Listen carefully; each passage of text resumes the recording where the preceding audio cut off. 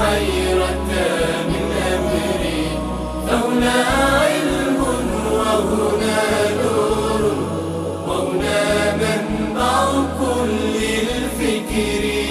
نهر من فقه يتجلى بعقيدة صدق في صدري، لبيك أتيتك في لهف بسؤالك يا أهل الذكر. بسؤالك يا أهل الذكر، بسؤالي جئت لكي بسم الله الرحمن الرحيم وبه نستعين والصلاة والسلام على أشرف الأنبياء والمرسلين سيدنا ونبينا ومولانا محمد وعلى آله و اصحابه اجمعین. با یاد و نام الله متعال برنامه امروز را آغاز میکنیم. عرض سلام و خسته نباشید داریم خدمت یکایک شما بینندگان عزیز. امیدوارم که در هر کجا که هستید همیشه شاد و خوش و خرم باشین. در خدمت شما عزیزان هستیم با برنامه پرسش و پاسخ که در خدمت کارشناس محترم برنامه جناب دکتر احسان الله مبارز هستیم. خدمت ایشان نیز عرض سلام و خسته نباشید داریم. و علیکم السلام و رحمت الله و برکاته. پیوسته شاد و خرم و سعادتمند بوده باشید شما و جمله بینندگان عزیز. الله تبارک و تعالی ما و شما و همه اهل اسلام را با توفیق و سعادت نگه دارد. از زشتی ها در امان بدارد، از زشتی ها و لغزش ها ما را نگه دارد و کوتاهی ها و نقص و عوارض ما را به فضل و کرم خویش بخشیده و تصحیح فرماید. آمین. جزاکم الله خیر. بینندگان عزیز، از سوالایی که از طریق SMS فرستادین برنامه را آغاز میکنیم. جناب دکتر بیننده پرسیدن این روزها چون که امتحان نهایی دارم آیا جایز هست که روزهایم را قضا کنم یا نه؟ الحمدلله و الصلاة و السلام علی رسول الله و علی آله و صحبه و من اتبع هداهم الی یوم الدین و بعد. تقریبا این پرسش از غرایب پرسش ها به شمار میره، از پرسش های غریب و عجیب به شمار میره، چون روزه هیچ نوع مانع به حساب امتحان و یا حتی آمادگی امتحان شده نمیتوانه و هیچ نوع عذری نیست که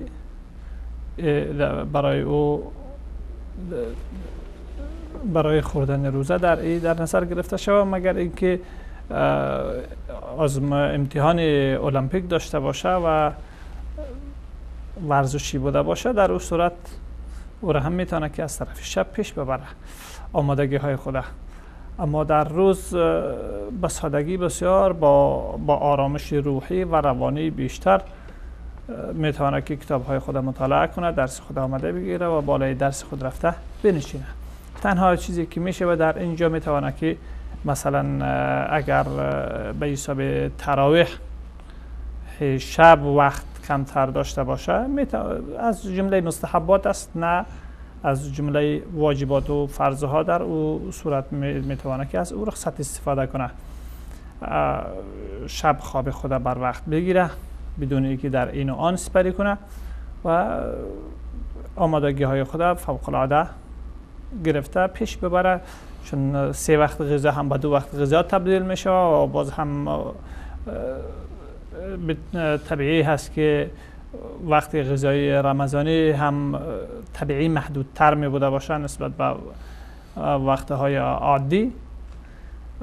یک وقت غذا هم وقتش صرفه میشه در اینجا برایش که در اون میتونه که مطالعه بیشتری انجام بده و با روح و روانی پاکتر و صافتر پیش بره. الله تبارک تعالی موفق و سزای اینها را و با توفیق با سعادت نگه داردشان ان شاء الله. جزاکم الله خیر. بینندگان عزیز، از الان شماره تماس شما عزیزان زیرنویس میشه و بازم تکرار میکنم عزیزان وقتی که تماس میگیرین از طریق گوشی تلفن به صحبتتون ادامه بدین و سوالاتون را به صورت مختصر آماده داشته باشین. بیننده برای پرسیدن که مقداری زیورآلات طلا دارن ولی 1 سال از آن استفاده نمیکنن، آیا زکات به آن تعلق میگیرد یا نه؟ در عموم در قضیه زیورآلاتی که برای استعمال شخصی یک خانم هست، یعنی در اختلاف نظر وجود داره حتی به تقاضای ادله که آیا در او زکات هست یا نیست، و احتیاط در همین هست که وقتی که به حد نصاب برسید از هر یکی از اونها جداگانه، نه اینکه از همگی یک جا، از هر یکی از خانم های خانه جداگانه وقتی که به حد نصاب میرسه، بهتر هست احتیاط به حساب دینی و آخرت شخص همین است که زکات او را جدا کند تا با وقتی که در حد نصاب هست زکات داره، که نصاب هم در طلا 85 گرم هست و در نقره 595 گرم و این دو با هم جمع نمیشوند، یعنی هر کدامش جدا حساب میشه. درست. جزاکم الله خیر. اتاق فرمان اگر تماس بینندگان وصل کنید بیننده را. سلام علیکم، برنامه پرسش و پاسخ بفرمایید. سلام علیکم. علیکم السلام. روز شما بخیر. عبادتتان به خداوند تعالی به دربارش قبول کنه. خدیجه هستم از کشور آلند با شما به تماس گرفت. در خدمت شما هستم. دو سوال دارم که یک سوالم راجع به سحری و افطاری است که در بعض نقاط آلند موقع صحیح درست نیست. بعد مثال ما در پیشخانه ما مسجد 10 دقیقه از خانه دور است، سری ختم سری میشه 3 و 27 دقیقه، 3 کیلومتر دیگه میشه 3. اینال ما نمیفهمیم که با کدامش سری را ختم کنیم و افطاری هم همینطور. و سوال دوم است که کسی که زکات میده آیا زکات خود برای شخص بگویه که من منظورتونه که در اون مساجد اعلام شده که وقت سحری این ساعته، مسجد دیگه بله. چیز دیگه؟ یک دقیقه، یعنی شب شما از چی وقت آغاز میشه و روزتان از ساعت چند آغاز میشه به حساب، یعنی شب مشخص چند ساعت داره؟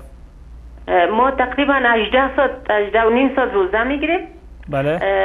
افطاری ما است که 2 و 5 دقیقه و سری ختم سری است 3. این مسجد مرکوی است به این سیستم. اما مسجدی که پاکستانی و مسلمان های سورینامی است نزدیک به خانه ماست که 5 دقیقه فاصله داره، او افطار میکنه 2 و 1 دقیقه و سری ختم سریشان است 3 و 27 دقیقه. یعنی در افطار که میکنه در این وقت آفتاب غروب شده میباشه؟ بله. در وقتی اول روشنی یعنی روشنی نیست. اما سیستمی که ما شما در دوره خود پیامبر ما اصحاب کرام که یعنی غروب آفتاب که در سرخی میرسونه افطار میشه، نماز شام میشه. بله. اما سری بسیار 3 بجه که ما ختم سری میکنیم یعنی بیخی تاریک میباشه. بله. سوال واضح. سوال بعدی؟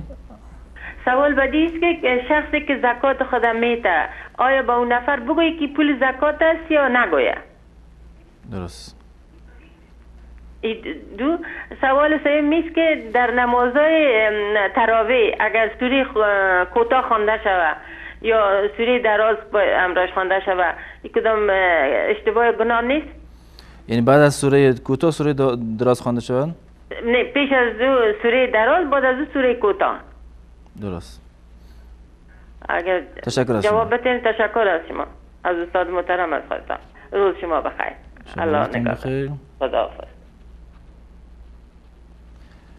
سلام علیکم، برنامه پرسش و پاسخ بفرمایید. سلام علیکم بفرمایید. سلام برادر خودم. سلام و رحمت الله، در خدمت شما هستیم. سلام صحبت میکنم. در خدمت شما هستیم. سوال بیشتر نخواستم این سوال ما جواب بدید. بفرمایید سوالتون. سوال ما اینه که اگه خانم مثلا ماهانه 1 ساعت یا 2 ساعت از آن شام که میمانه ندید چطور؟ یا نه؟ دوباره بپرسین صداتون قطع بس شد. خانم که مریض ماهانه بشه بله؟ مثلا 1 ساعت مونده به خون. درست. 1 ساعت مونده.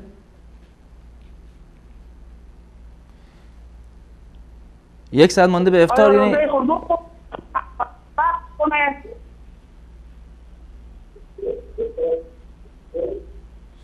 یعنی 1 ساعت مونده به افطار عادت ماهانه میشه، درسته؟ یا روزه بخوره یا نه؟ باش. درست. تشکر از شما. سلام علیکم. برنامه پرسش و پاسخ، بفرمایید.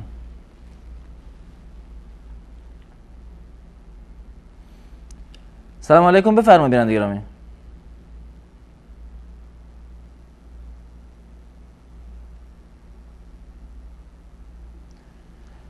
سلام علیکم. برنامه پرسش و پاسخ، بفرمایید.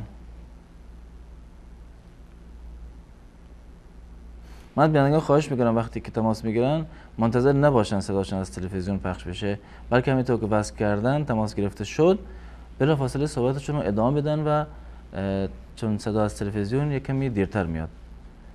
سلام علیکم، بفرمایید.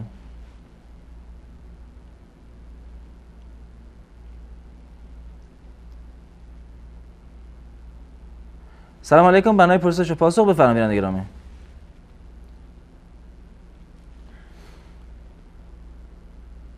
ظاهرا یکمی تماس مشکل داره. خب جناب دکتر، بیننده دیگر از سوالی که از SMS پرسیدن گفتن که 2 تا فرزند مریض هستن، گفتن افغانستان هستن، در ایران در آلمان زندگی میکنن، 2 فرزند مریض دارن که با خود وقتی به مسجد میبرن مردم به آنها کمک میکنن، ولی او این پول ها را که به کمک فرزندان میدن را میفرستد برای دختر و مادرش که در ایران زندگی میکنن. آیا این حلاله یا نه؟ الحمدلله و الصلاة و السلام علی رسول الله. بله، در صورتی که هدف از بردن او به مسجد و به نمازخانه جمع خیرات و زکات پول از مردم نبوده باشه، در این صورت اشکال برای او نیست. اما اگر هدف از حاضر ساختن از آنها به مسجد جمع همین خیرات و پول ها بوده باشه، در او صورت از صورت های سوالگری و گدایی به شمار می رود و در ذات خود این کار نادرست است. قبل از اینکه مسئله بعدی انتقال بکنیم، یعنی اگر موضوع طبیعی می شود بدون اینکه قصدی از اینها بوده باشه، در این صورت اشکال نیست. و اگر با قصد جمع همین خیرات اونها را در مسجد یا نمازخانه مصلی حاضر میکنن، در صورت اشکال شرعی از او را داره که در غیر حالات نیازمندی شدید که حتی احیانا بعضی قرضداری های شدید و امثال این شامل این می شود، در دیگر حالات سوال کردن از مردم به هیچ وجه شرعاً روا نیست. بلکه نبی اکرم صلی الله علیه و آله و سلم می فرمایند که گدا و سوالگر در روز قیامت در حال ظاهر می شود که پوست و گوشت در روی او نمی باشه و با چنگک های مشخص ملائکه ها او را میخراشند و تعذیب میکنند. این در اصل سوالگری و گدایی هست. انتقال میکنیم به جزء دومی سوال خواهر عزیز که پولی که از این طریق با اونها جمع میشود ای را برای همکاری خواهر و مادر و غیر خویشاوندان خود بفرستند، در صورت اول که اشکالی نبود، در این هیچ نوع اشکالی وجود نداره، بلکه کمک خیر و صله رحمی خاصی به شمار می رود و ثواب نسبت به هر بیگانه دیگری که نیازمند هست به مراتب بیشتر می باشه، مخصوصا که پس والدین بود و نزدیکترین خویشاوندها بود، با او انداز چیزهایشان، یعنی ثواب او بیشتر و بیشتر می باشد. جزاکم الله خیر. تماس میگیریم ببینم مشکل حل شده یا نه. سلام علیکم، برنامه پرسش و پاسخ بفرمایید. سلام علیکم. علیکم السلام. مهربان، من یونس از تاجیکستان. یونس در خدمت شما هستیم. کم ترک سوالی کم ترک دارم. بفرمایید. ویتری واجب اخیری به شب میخوانم، درسته یا نه؟ سوال بعدی؟ یا سوالی دیگر دارم. آقای امساری صحبت نکرده سعیم بجوز هم باشه. انشاءالله نفهمیدم چی گفت. فهمیدیم آقای انصاری چرا هستن، یعنی فقط الان فعلا برنامه‌شون به خاطر رمضان متوقف شده. تشکر از شما. سلام علیکم، برنامه پرسش و پاسخ بفرمایید. السلام علیکم و رحمت الله و برکاته. علیکم السلام و رحمت الله و برکاته، در خدمت شما هستیم. قربان، دیشبم زنگ دادم سوال کردم، سوال ما دقیق متوجه نشدن بابت نماز عشا را که 12:01 میخوندم. بله. بعد سوال دوم اینه که یعنی چی گفتین؟ موقعی که سحری اذان میده جواب سوال اولتون رو نگرفتین یعنی برادر گرامی؟ سوال اول متوجه نشدم دقیقاً. سوال اول جواب داده شد که اشکالی نداره. منظور جناب این بود که فرض بخونه بعد بخواه استراحت کنه، بعدش اوتر و تراویح را ساعت 1 بخونه، اینجوری متوجه شده باشن، یا که نه فرض معمول 1:12 بخونه جایزه؟ انشالله دوباره جواب میدیم. آره ما ایران کار میکنیم، مسئول نداریم تراویح بریم، چون خودمون میخونیم دیر وقت یه طرح خشوع و خضوع رو داشته باشدم، استراحت میکنیم راحت‌تر بخونیم. یکم نماز صبح را موقعی که اذان میده بعد از سحری همون موقع میخوابیم، آیا درسته یا نه؟ هوا روشن‌تر بشه. بعد سوال دیگه ندارین؟ دیگه سوالی ندارم. تشکر از شما. سلام علیکم، برنامه پرسش و پاسخ بفرمایید. سلام علیکم و رحمت الله. علیکم السلام و رحمت الله و برکاته، در خدمت شما هستم. نماز روزه قبول باشد ان شاء الله. آمین، تشکر از شما. دو سوالی داشتم. سوال اولم آیا حضرت علی رضوان الله عنه در حول رمضان به سعادت رسید یا بی‌دیگر رمضان؟ حضرت علی. بله. سوال دومم در اول رمضان به شهادت رسید یا 21؟ سوال دومم جناب چند روز پیش از استاد پرسیدم متوجه نشدم سوالم. بله. من فرد معلول زای نخایی هستم، قابل به ازدواج نیستم، آیا ازدواج نکنم گناهی بر من مرتکب میشود یا نه؟ درست.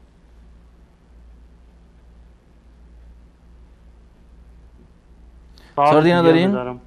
تشکر از شما. سلام علیکم و رحمت الله. علیکم السلام و رحمت الله. سلام علیکم، برنامه پرسش و پاسخ بفرمایید.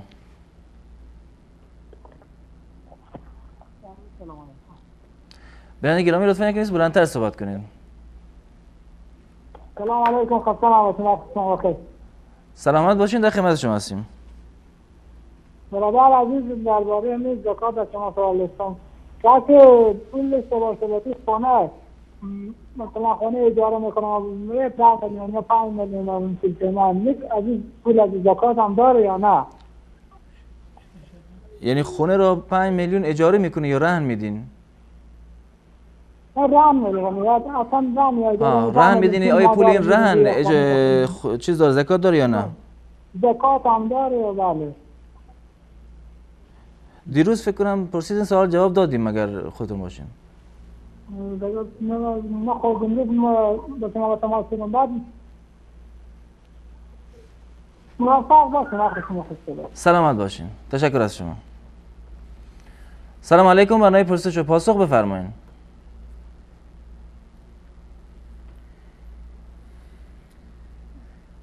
آخرین تماس بیننده رو بگیریم. سلام علیکم، بفرمایید.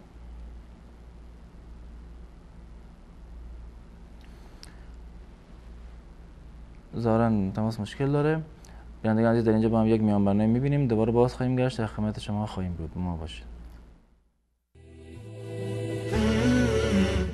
الحكمة ضالة المؤمن وبنو الإسلام بها أولى، حيث تجدها فعليك بها عنها أبدا لا تتخلى.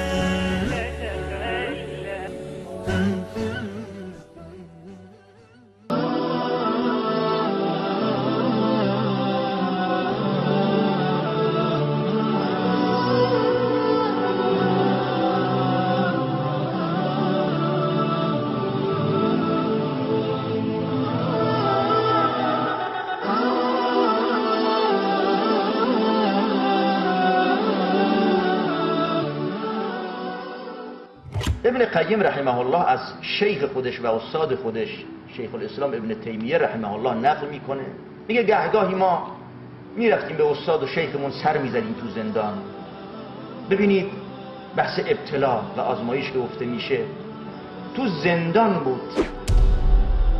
یه عبارت جالبی از شیخ خودش نقل میکنه، میگه من، ابن تیمیه میگه رحمه الله، میگه من بهشت من و جنت من همراه همه.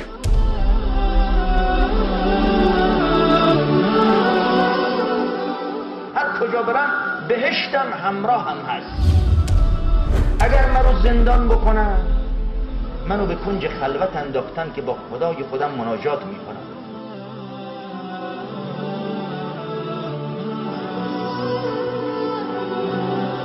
اگر تبعیدم بکنن، منو به سیر و سفر و سیاحت بردن. اگر منو بکشن، شهیدم کردن.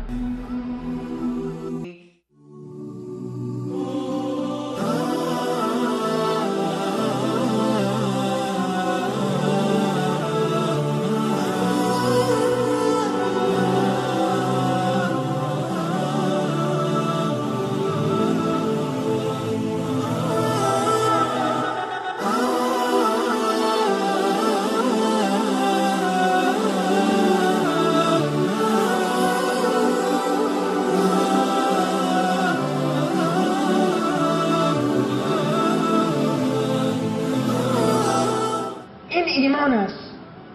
کسی که ایمان نداره نمیتونه همچه تفسیری از دنیا بکند، ممکن نیست. بهشتم همراه هم هست.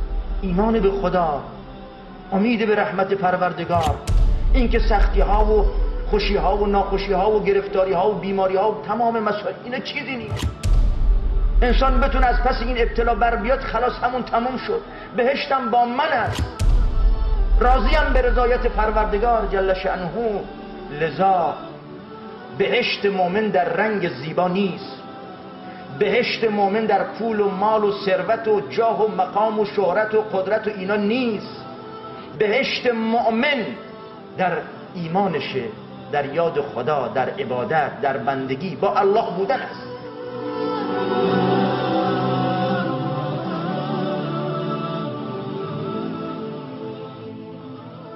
ابو جهل و ابو لهب و امثال اینا جزو اشراف قریش بودن.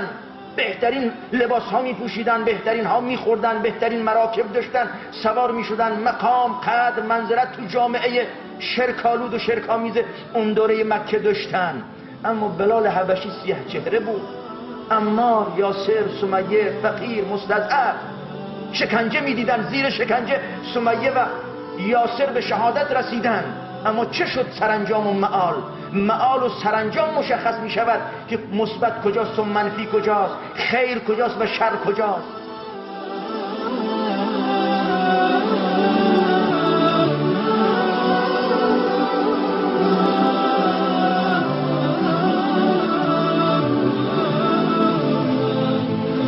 نام نیک از که موند و ناببد برا کی؟ و در فردای قیامت برد و پیروزی و فوز و رستگاری با کی هست؟ کل نفس ذائقة الموت و انما توفون اجوركم یوم القیامه فمن زحزح عن النار و ادخل الجنه فقد فاز. فوز اینه، فلاح و رستگاری اینه. همه میمیرید، انس و جن، کافر و مؤمن، همه مرگو میچشید. و اجر و پاداشتون در فردای قیامت، اجر و پاداش بر مبنای چیه؟ بر مبنای رنگ، بر مبنای لباس، بر مبنای قدر و جاه و زور و قدرته که بگم خب حالا خداوند به من نداده، بر من چه بکنم؟ بر مبنای تقواست. تقوا هم تو دله. این معیار دینیه. پس دنیا دنیای ابتلاست و دنیای امتحان و آزمایش است. هر انسان مؤمن و مسلمان میتواند با ایمان خودش، با تقوای خودش همه زندگی رو برای خودش مثبت بکنه و انسان اگر با خدا نباشه تمام زندگی و منفی است.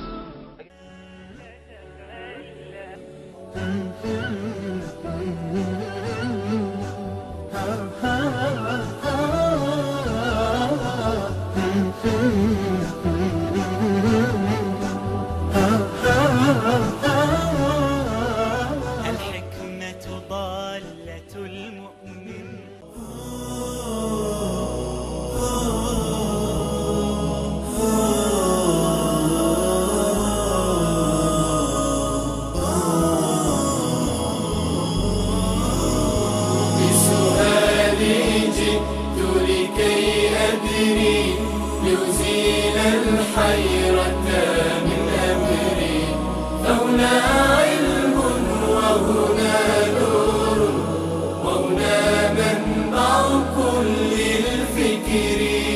نهر من فقه يتجلى بعقيدة صدق في صدري، لبيك أتيتك في لهف بسؤالك يا أهل الذكر. بسؤالك يا أهل الذكر، بسؤالي جئت لكي أدري. عرض سلام و خسته نباشید مجدد دارم خدمت بینندگان عزیز. جناب دکتر بیننده از هلند پرسیدن که در جایی که هستند در بعضی از مسجدها وقت سحر یا افطار یک وقت مشخصی است و مساجد دیگه هم تأخیر دیگه ای داره. مثلا گفتن وقت سحر در مسجدی که هستن ساعت 3 است و در مساجد دیگه ساعت 3 و 10 دقیقه. در این حالت ها چیکار کنیم؟ الحمدلله و الصلاة والسلام علی رسول الله و علی آله و صحبه و من تبع هداهم الی یوم الدین. و بعد در مجموع در مناطقی که شب و روز او مشخص هست، غروب و طلوع آفتاب او واضح و روشن هست، در مناطق حکم شریعت واضح هست که در قرآن کریم فرموده که بخورید و بنوشید حتی یتبین لکم الخیط الابیض من الخیط الاسود من الفجر، تا به اینکه خط روشنایی صبح صادق از تاریکی شب برای شما روشن و نمایان شود، واضح شود. پس هرگاه یعنی نسبت به سحری از آن اگر مطابق همین وقت بود که یعنی روشنی صبح صادق از رخ طلوعگاه آفتاب، از جهت طلوع آفتاب روشن شد، یعنی روشنی می باشه در پهنای آسمان، پهنای افق، از بگید از شمال به جنوب، نه از شرق به غرب. یک روشنی قبل از او که آفتاب دورتر می باشه، روشنی در طول از شرق به غرب نمایان می شود که صبح کاذب می گویند. وقتی که آفتاب نزدیکتر می شود، این همون اثر شعاع آفتاب هست که در افق آسمان نمایان می شود از تمام افق، یعنی از رخ شرق به از شمال به جنوب، یعنی در قسمت یا بگیر از جنوب به شمال خط او می باشه. در این که روشن شد، نمایان شد، بعد از او وقت سحر خوردن ختم می شود، شب به پایان می رسه، هم نماز جایز می شود و هم خوردن ممنوع می شود. خوردن ممنوع می شود. اگر از آن مطابق همین بود، با مجرد از آن خوردن ممنوع و بند می شود. اما اگر از آن قبل از او بود، مجرد از آن معتبر نیست. باید که این وقت در نظر گرفته شود. و اگر از آن قبل از بعد از وقت بود، باز هم از آن منتظر نمیشه و با روشن شدن صبح صادق از خورد و نوش متوقف میشه. این حکم سحری است، واضح و روشن و میتونن که یک روز او را تجربه کنن و همه روزه مطابق با تقویم های الکترونی که هست پیش بروند و با سادگی میشه که این تجربه شود. اما راجع به افطار که یادآور شدن، راجع به افطار غروب شعله روشن آفتاب و قرص آفتاب، همین قرص آفتاب که ناپدید شد، شعله او هم از مناطقی که زمینی که در او خود قرص آفتاب ناپدید می شود، شعله او هم از اینجا ناپدید می شود.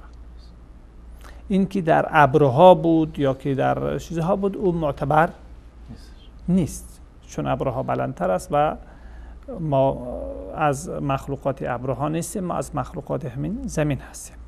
حکم این زمین بالای ما مرتب می شود. کوها مربوط محل زیستی ما هست و ما کوهی که بالای سر ما هست در حکم با ما و ما با او یکی هستیم. او مسئله جدا هست.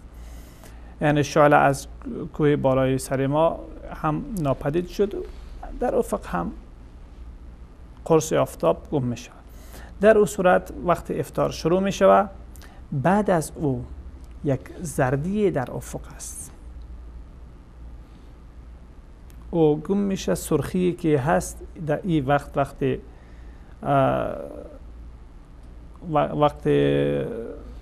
ببخشید اول سرخی می باشه در افق متصلی گم شدن آفتاب. این وقتی مغرب هست، با این هم افطار می شود و هم نماز خوانده می شود. همین سرخی که هست گم شد در مذهب جمهور بنابر حدیث عایشه صدیقه رضی الله تعالی عنها که از شفق و هی الحمره، شفق همین سرخی است و در احادیث متعدد نبی اکرم صلی الله علیه و آله فرمودن که وقت نماز شام از غروب شفق است، از غروب آفتاب تا به غروب شفق. اما در مذهب امام ابو حنیفه رحمه الله تعالی در اینجا بعد از این سرخی آفتاب که دورتر فاصله بیشتری میگیره از منطقه ما، از افق ما، در اون صورت بعد از این همون زردی به مانند زردی که در صبح دم از روشنی که در افق در صبح دم می باشه، زردی در رخ غروب آفتاب می باشه تا به گم شدن این زردی در نزد امام ابو حنیفه رحمه الله وقت نماز مغرب ادامه داره و بعد از گم شدن او نماز مغرب وقتش به پایان میرسه و وقت نماز چی شروع میشه؟ عشا شروع میشه. اما در دیگر مذاهب با غروب شفق همون سرخی که بعد از غروب آفتاب هست، وقت نماز شام به پایان میرسه نماز مغرب و نماز عشا یا خفتن وقتی او شروع می شود. به هر حال افطار وقتش نزد همه ائمه مذاهب یکی هست به جز شیعیان که نزد آنها تا به طلوع ستاره نجم ثاقب میگویند، ستاره درخشانه که هست، اولین ستاره بزرگی که در رخ فکرم جنوب مغرب هست روشن میشه، ظاهر میشه. بعد او وقت افطار اونها شروع میشه. اما این نزد در نصوص قرآن و سنت چنین نیست و عمومی مذاهب اسلامی به این موافقه ندارند. جزاکم الله خیر. کسی که زکات مالش را به شخصی میدهد، آیا به اون شخص و طرف بگوید که این زکات است؟ اگر شخص ناشناخته باشه باید بگوید یا که مقدار زکات هست شما خود مستحق میدانه یا نه، یعنی در موضوع مستحق بودن اون مشکوک بوده باشه یا احیانا بعضی ها هست که نمیگیره. اما اگر مستحق بوده باشه و در این موضوع اشکال نبوده باشه، در روز مثلا حتی اهل بیت مثلا رسول الله صلی الله علیه وسلم فرموده که زکات برای از اونها حرام است، یا که بعضی ها به طبع نمیگیرن، آماده نفسن آماده نیستن که از مال زکات استفاده کنن. به او حساب اگر گفته شود، ورنه از جمله امور لازمی نیست و کسی که مستحق هست و میگیره برای از او پرداخت میکنه، هیچ لازم نیست که برایش بگه که از زکات هست یا که از دیگر چیز است. جزاکم الله خیر. آیا جایز هست که در نماز بعد از سوره های طولانی یک سوره کوتاهی هم خوانده بشود؟ در مجموع هیچ اشکالی نداره که بعد از سوره طولانی و دراز سوره کوتاه خوانده شود یا بعد از سوره کوتاه سوره دراز خوانده شود. از نبی اکرم صلی الله علیه وسلم، حضرت امیرالمومنین عمر رضی الله تعالی عنه و دیگران ثابت هست، اما اصل در نماز همین هست که رکعت اول سوره او درازتر بوده باشه و رکعت دوم سورهش کوتاه‌تر باشه. اما در دو سوره های با هم که عبدالله بن مسعود رضی الله تعالی عنه 20 سوره را یادآور میشه که رسول الله صلی الله علیه وسلم اینها را یک جا با هم میخواندند. در او سوره ها بعضی سوره هایی هست که سوره رکعت اولی او سورهش در مثلا عما یتساءلون هست، در جزء اخیر هست، و سوره دومش مثلا الرحمن و الواقعه و اون سوره های بالا هست.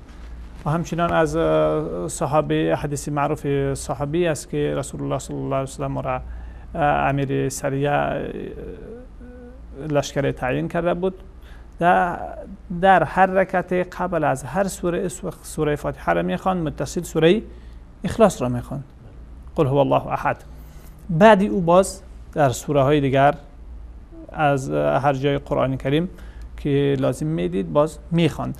پس در این که از بالا خواند یا از پایان خواند، اول کوتاه خواند و در بعد دراز خواند، هیچ اشکال در این نیست، اما خلاف اولا است.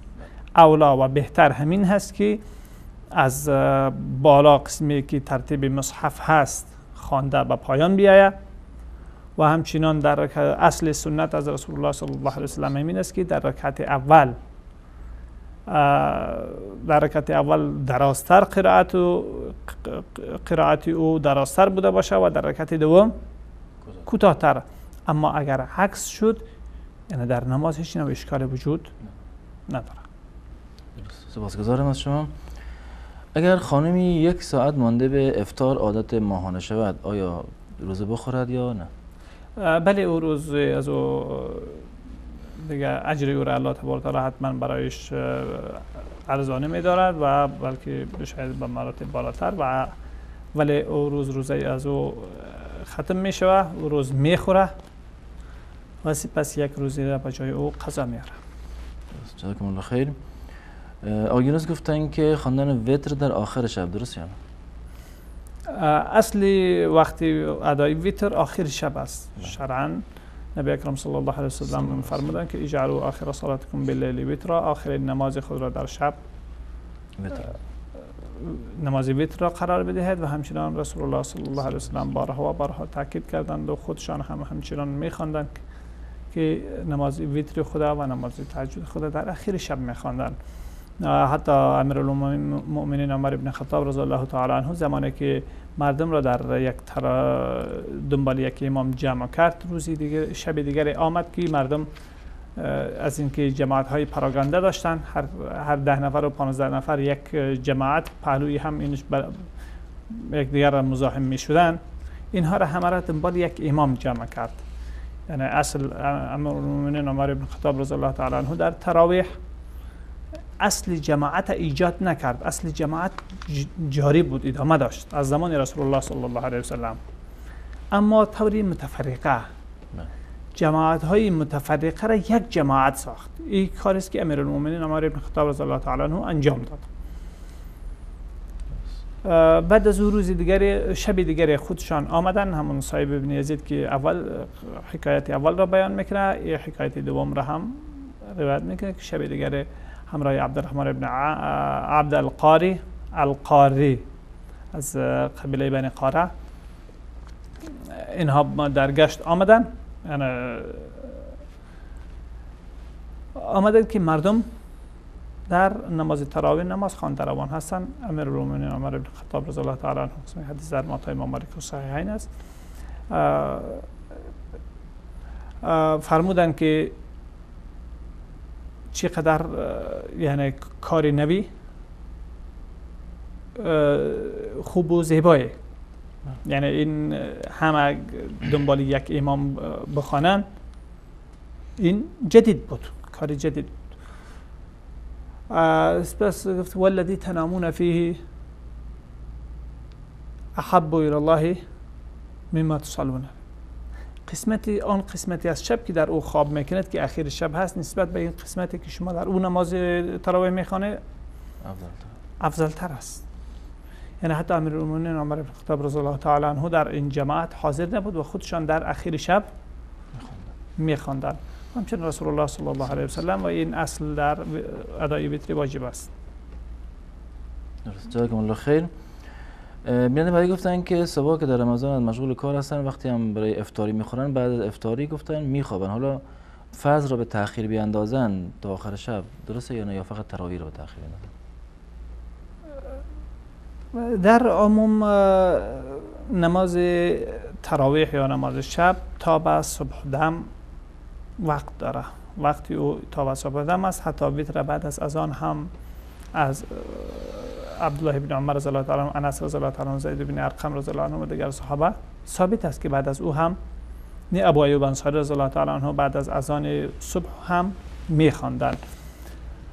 اما نماز عشا وقتی او از غروب شفق که قبلا یادآور شدیم در پاسخ سوال اول، از غروب شفق که نزد جمهور و بنابر راجح از غروب همون سرخی که بعد از غروب آفتاب می بوده باشه، از ناپدید شدن و گم شدن اما شروع می شود تا به نصف شب، تا به یک سه شب و تا به نصف شب، و حد اعلایش تا به 2 ثلث پریشدن 2 ثلث شب که بنابر حد یعنی وقتی خلاف اولا است. این ادامه داره. از او به بعد نماز عشا یعنی از وقت اصلی خود بیرون می شود. اما نماز تراویح را میتونه که بعد از او تا به صبح دم در وقت اصلیش بخوانه و هرچی دیرتر بخوانه ثوابی بیشتر داره. اما 12 بجه که یادآور شدند و همچنین 1 بجه تقریبا از وقتهای شامل اوقات رسمی نماز عشا می شود. در صورتی که قسمی که یادآور شدند آنها در نزدیک خود مسجد ندارند که در او ادا کنند و در اتاق خود میخوانند، هیچ اشکالی برایشان نیست که هر دو را به تأخیر بیاندازند. اگر مسجد بوده باشه نماز عشای خود بخوانند و بعد از او استراحت کنند و نماز تراویح خود چند رکعتی که الله تبارک و تعالی برایشان توفیق عنایت کرد بعد از بیدار شدنشان از طرف صبح، یعنی از طرف پیش از صبح دم دیگر میخوانند از طرف آخر شب. جزاکم الله خیر. نماز صبح اگر بلافاصله بعد از اذان گفتن خوانده شود درست یا نه؟ همون جواب قبلی هست که اگر یعنی اذان مطابق صبح دم داده می شود درست است و اشکالی نداره. اما اگر اذان احتیاطی، قسمی که در بسیاری از مناطق اذان احتیاطی نیم ساعت قبل و حتی احیانا 1 ساعت قبل میدهند، در اون صورت درست نیست، چون دخول وقت شرط است برای صحت نماز. اما اگر وقت داخل شد هیچ اذان هم که نشده باشه نماز بخونه درست میشه برایش. درست. جزاکم الله خیر. یعنی سوال کردن در مورد شهادت حضرت علی، گفتن آیا در اول ماه رمضان شهید شدن یا در 21م؟ کلا در چه زمانی شهید شدن؟ امیرالمومنین علی بن ابی طالب رضی الله تعالی عنه در یعنی در جریان ماه مبارک رمضان 19 از بوده باشه یا که تاریخ هایی که ذکر می شود، یعنی از لحاظ تاریخی یک جریان است که لازم به دانستن، اما نسبت به رمضان و نسبت به برگزاری کدام مراسم خاص مرتبط ساختن روزها با مرگ و میرهای شخصیت های بزرگ در اسلام این امری است خلافی شریعت و نادرست و من حیث یک جریان تاریخی معلومات تاریخی هر شخص میتونه که از این معلومات استفاده کنه و در ذهن خود داشته باشه. اما اگر یعنی هدف از سوال پرسنده عزیز ما این بوده باشه که یعنی مرتبط به برگزاری مراسم خاص بوده باشه و امثال این هیچ جایگاهی در شریعت نداره، ورنه ما آنقدر در این 1400 سال آنقدر شخصیت های بزرگواره که عموما یعنی کمتری از اونها به سطح امیرالمومنین علی بن ابی طالب رضی الله تعالی عنه و امیرالمومنین ابوبکر و امیرالمومنین عمر و عثمان رضی الله عنهم میرسه. باز هم که از در سطح های پایانتر از اونها یعنی شخصیت های بزرگوار ما به هزاران هست که اگر برای مرگ و ولادت هر یکی از اونها ما روزهای یا وقتهای تخصیص بدیم، تقریبا ما باید که دیگه جز همین کار امت اسلامی کار دیگری نداشته بوده باشه. جزاکم الله خیر. بیان بعدی گفتن که معلول هستن قطع نخواه اگر ازدواج نکنن و چون که نمیتونن ازدواج بکنن آیا گناهی بر آنها هست یا نه؟ نه، اشکال گناهی در این نیست کسی که یعنی قابل ازدواج نبوده باشه، ازدواج کرده نمیتوانسته باشه، برای او هیچ نوع گناهی نیست، بلکه اگر با ازدواج مشکل داشته باشه احیانا ازدواج برایش گناه می بوده باشه. اما این که یعنی قطع نخواه احیانا یعنی قابلیت اصل ازدواج از انسان سلب نمیکنه، احیانا می باشه چون رگه های مرتبط به زایمانی و اینها قطع شود، در اون صورت می شود که یعنی اثری از اون باشه. اما در قطع نخواه احیانا هم ازدواج میشه و هم تولد و تناسل صورت میگیره. مجموعی در حکم ازدواج تنها در صورتی که خطر وقوع در گناه بوده باشه، خطر وقوع شخص در گناه بوده باشه، در این صورت ازدواج بالای او شخص واجب است، در صورتی که اندک توانایی ازدواج را داشته باشه، ورنه نبی کریم میفرماید که باید روزه بگیره، با روزه خدا کنترل کنه. اگر چنین شخصی توانایی ازدواج را داشت و ازدواج نکرد گناهکار به شمار می رود. اما اگر چنین خوف و خطری را نداشت ازدواج در حق او مستحب است، اما ترک او برایش یعنی گناه خاصه، مگر اینکه بی‌رغبتی علتش بوده باشه در ازدواج و زهد اضافی، در اون صورت گناه است، ورنه گناه نیست. تشکر از شما. کسی که پول رهن میدهد برای اجاره خانه آیا زکات داره یا نه؟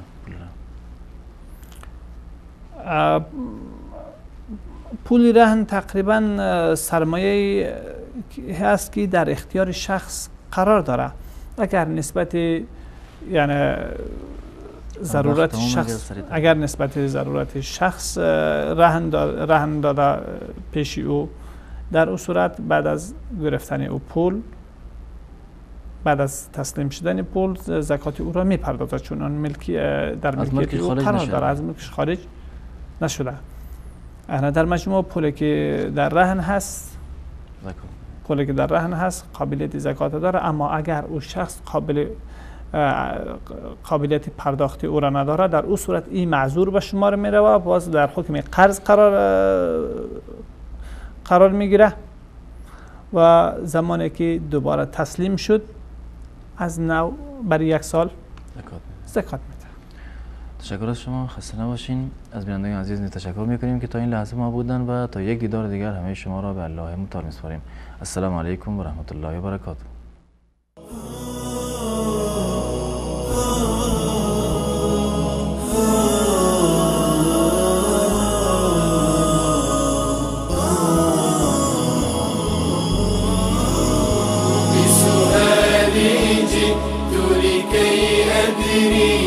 لأزيل الحيرة من أمري